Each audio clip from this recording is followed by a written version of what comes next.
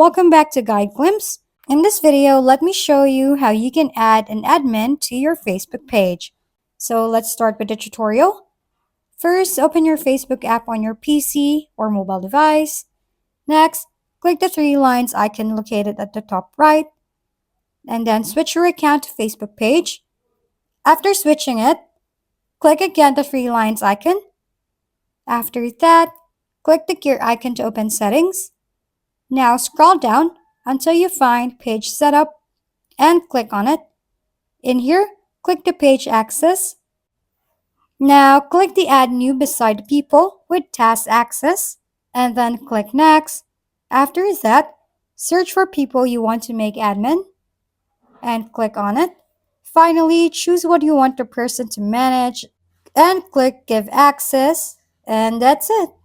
Once again, thank you for watching. This has been Guide Glimpse. Don't forget to like, share, and subscribe for more how-to videos.